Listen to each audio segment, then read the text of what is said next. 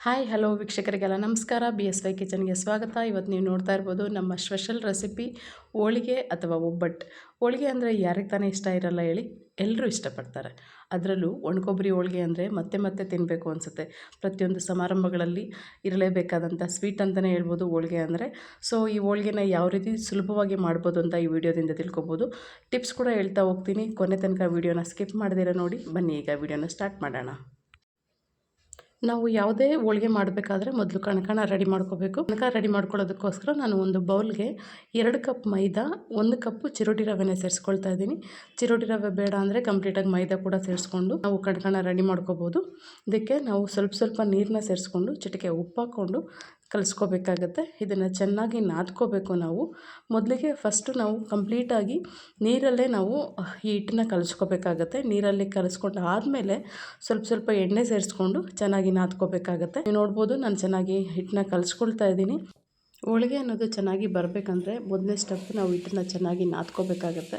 ಹಿಟ್ಟನ್ನ ಚೆನ್ನಾಗಿ ನಾದ್ಕೊಂಡು ಅದನ್ನು ಸಾಫ್ಟ್ ಮಾಡ್ಕೊಂಡು ಆವಾಗಲೇ ನಮಗೆ ಹೋಳಿಗೆ ತುಂಬ ಚೆನ್ನಾಗಿ ಬರುತ್ತೆ ಸಾಫ್ಟಾಗಿ. ಈಗ ನೀವು ನೋಡ್ತಾ ಇರ್ಬೋದು ನಾನು ಹಿಟ್ಟನ್ನ ಚೆನ್ನಾಗಿ ಕಲಿಸ್ಕೊಂಡಿದ್ದೀನಿ. ಆದರೆ ಈಗ ಇದನ್ನು ನೆನೆಯೋದಕ್ಕೆ ಇಡಬೇಕಾಗತ್ತೆ. ಸ್ವಲ್ಪ ಎಣ್ಣೆ ಸೇರಿಸ್ಕೊಂಡು 1 ರಿಂದ 2 ಗಂಟೆಗಳ ಕಾಲ ಇದನ್ನು ನೆನೆಸ್ಕೋಬೇಕಾಗತ್ತೆ. ನೆನೆಸ್ಕೊಂಡು ಆದಮೇಲೆ ಮತ್ತೆ ಕೂಡ ಇನ್ನೊಂದು ಸಲ ನಾದ್ಕೋಬೇಕಾಗತ್ತೆ.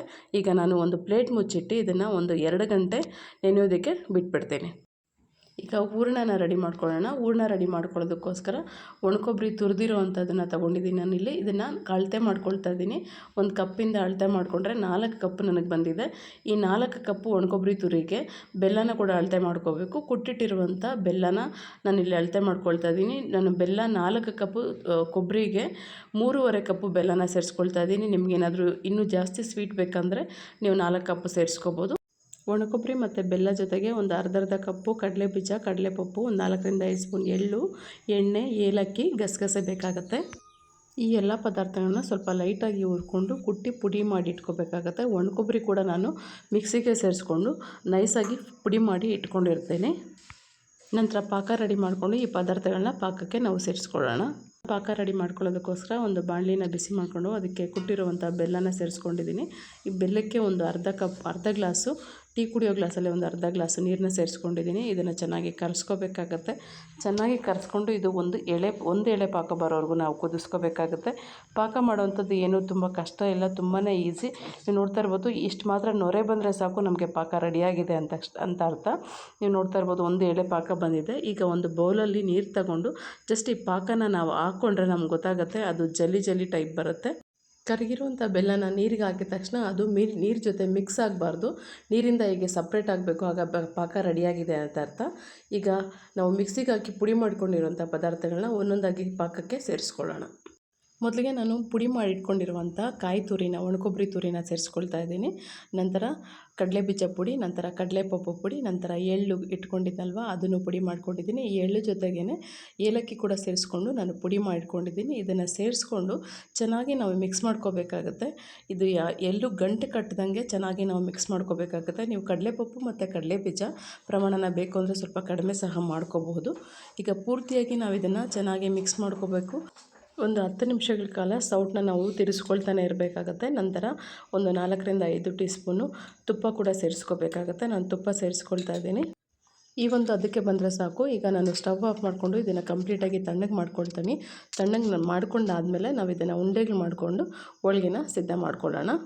ಈಗ ಹೂರಣ ಕಂಪ್ಲೀಟಾಗಿ ತಣ್ಣಗಾಗಿದೆ. ನಾನು ಉಂಡೆಗಳು ಮಾಡ್ಕೊಳ್ತಾ ಇದ್ದೀನಿ. ನೀವು ನೋಡ್ತಾ ಇರ್ಬೋದು ಈ ಒಂದು ಅದಕ್ಕೆ ಬರಬೇಕಾಗತ್ತೆ. ಒಂದು ವೇಳೆ ನಿಮಗೇನಾದರೂ ಹೂರಣ ತೆಳು ಆಯಿತು ಅಂದರೆ ಒಂದು 5 ರಿಂದ 10 ನಿಮಿಷ ಚೆನ್ನಾಗಿ ಕುದಿಸ್ಕೊಳ್ಳಿ, ಆಗ ಗಟ್ಟಿಯಾಗುತ್ತೆ. ಇಲ್ಲ ಗಟ್ಟಿ ಆಯಿತು ಅಂದರೆ ನಾವು ಇದಕ್ಕೆ ಹಾಲು ಸೇರಿಸ್ಕೊಂಡು ಅಡ್ಜಸ್ಟ್ ಮಾಡ್ಕೋಬೇಕು.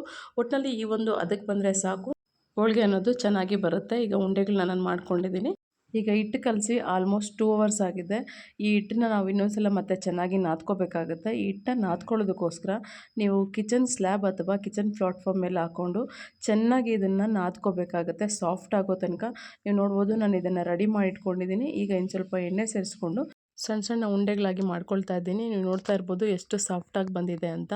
ಈ ಹಿಟ್ಟು ಅನ್ನೋದು ನಾವು ಸಾಫ್ಟಾಗಿ ಮಾಡ್ಕೊಳ್ಳೇಬೇಕಾಗತ್ತೆ. ಚೆನ್ನಾಗಿ ಒಂದು ಅರ್ಧ ಗಂಟೆ ಆದರೂ ನಾದ್ಕೊಂಡು ಇದನ್ನು ನಾವು ಸಾಫ್ಟಾಗಿ ಮಾಡ್ಕೋಬೇಕಾಗತ್ತೆ. ಈ ಥರ ಸಾಫ್ಟಾಗಿ ಮಾಡಿಕೊಂಡ್ರೆ ಹೋಳಿಗೆ ಅನ್ನೋದು ತುಂಬಾ ಚೆನ್ನಾಗಿ ಬರುತ್ತೆ. ಸೊ ಈಗ ಉಂಡೆಗಳನ್ನ ಮಾಡ್ಕೊಂಡು ಆದಮೇಲೆ ಈಗ ಹೋಳಿಗೆನ ತಟ್ಕೊಳ್ಳೋದಕ್ಕೆ ರೆಡಿ ಮಾಡ್ಕೊಳ್ಳೋಣ. ತಟ್ಕೊಂಡು ಹೋಳಿಗೆನ ಸುಟ್ಕೊಳ್ಳೋಣ.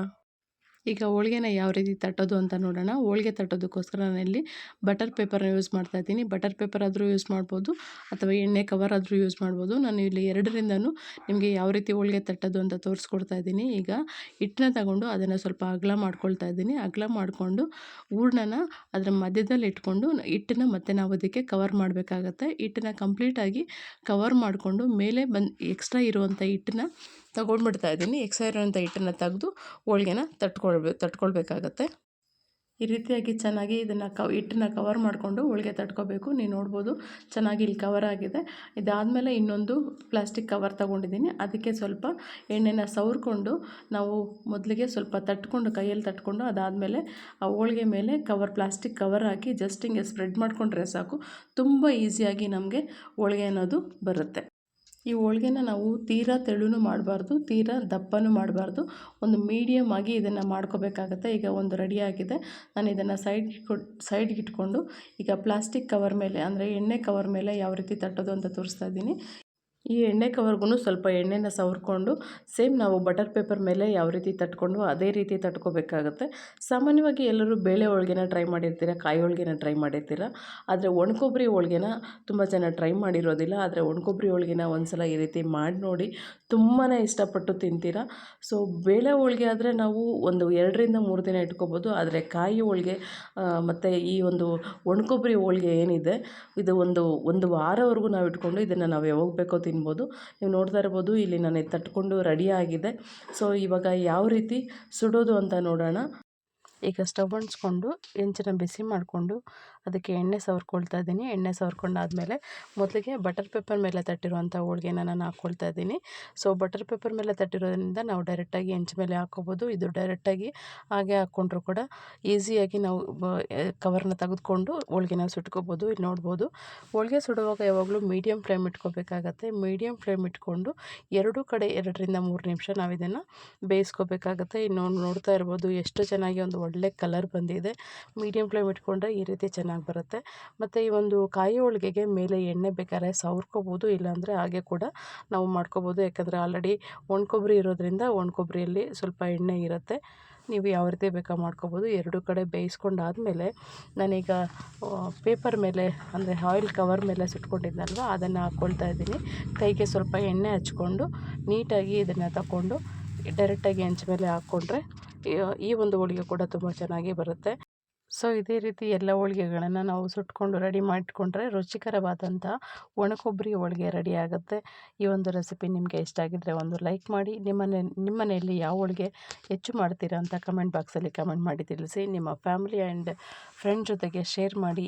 ಸುಲಭ ಮತ್ತು ರುಚಿಕರವಾದ ಅಡುಗೆಗೋಸ್ಕರ BSY ಕಿಚನ್ನ ಸಬ್ಸ್ಕ್ರೈಬ್ ಮಾಡಿ. ಮುಂದಿನ ರುಚಿಕರವಾದ ಅಡುಗೆಯೊಂದಿಗೆ ಮತ್ತೆ ಸಿಗೋಣ. ಅಲ್ಲಿ ತನಕ happy cooking. Thanks for watching.